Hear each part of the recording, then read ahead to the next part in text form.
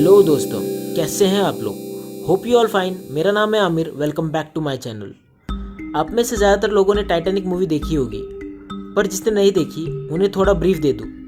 RMS Titanic एक British passenger ship था जो ऑपरेट करता था व्हाइट स्टार लाइन कंपनी, जिसे ओन करते थे जेपी मॉर्गन। और 15 अप्रैल 1912 में यह आइसबर्ग से टकराकर डूब गया, जिसमें करीब 1500 से ज़्यादा लोगों की जानें गई।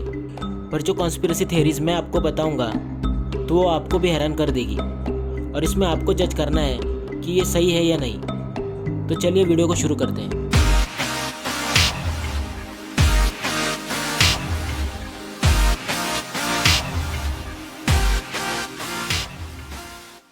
टाइटैनिक के लाइफ लॉन्ग इन्वेस्टिगेटर और ऑथर रॉबिन गार्डिनर ने एक बुक लिखी जिसका नाम था द शिप दैट नेवर संक। इसके अकॉर्डिंग ये कहा जाता है कि टाइटैनिक कभी डूबी ही नहीं और उसकी सिस्टर शिप आरएमएस ओलंपिक को डुबाया गया।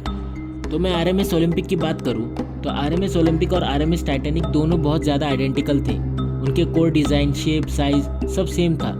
तो आरएमएस ओलंपिक जो 1911 में बनी ठीक टाइटैनिक के एक साल पहले, तो वो क्रैश हो गई थी एक मिलिट्री वॉरशिप से जिसका नाम था एचएमएस हॉक, जिससे ओलंपिक को बहुत बड़ा डैमेज हो गया था। और व्हाइट स्टार लाइन कंपनी उसे रिपेयर करने के लिए बहुत खर्चा कर रही थी, और रिपेयर और डिले होने के कारण उन्हें इंश्योरेंस कंपनी भी हेल्प नहीं कर रही थी।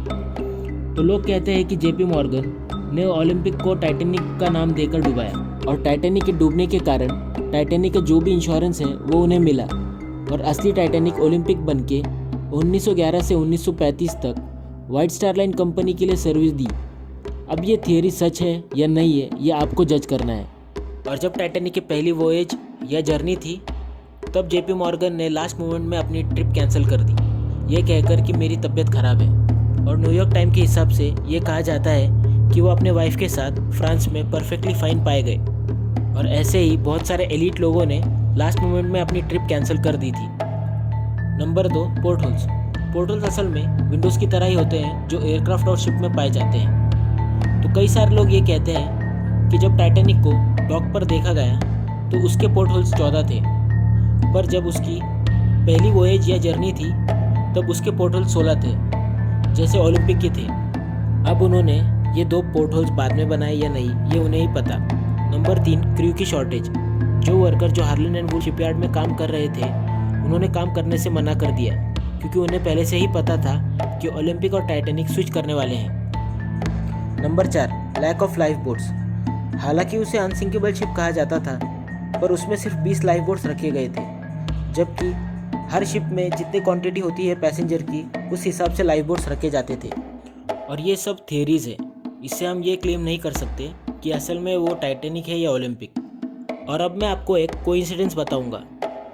एक बुक थी जिसका नाम था व्रेक ऑफ टाइटन, जो लिखी गई थी टाइटैनिक के डूबने के 14 साल पहले 1898 में। अब वो बुक और जो रियल में हुआ तो उसके सिमिलैरिटीज़ कुछ मैं बताऊंगा। पहले तो बुक के नाम से शुरुआत करते हैं।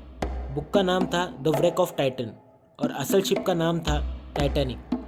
सेकेंड पॉइंट, बुक में लिखा था the Titan was the largest British ship in the world where owner claimed it is unsinkable.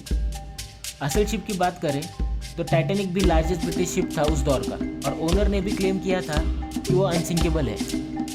मेरा तीसरा पॉइंट, बुक में लिखा था कि टाइटन हिट होगा आइसबर्ग से और 1000 से ज़्यादा लोगों की जाने जाएगी। और दूसरा कि लैक ऑफ लाइफ बोट्स होंगे, और असल में भी यही हुआ। और ये बुक भी फेमस टाइटैनिक डूबने के बाद हुई। तो लास्ट में मैं यही कहूँगा कि ये सब थियरीज़ हैं, तो इसे थियरीज़ की तरह ही लेना।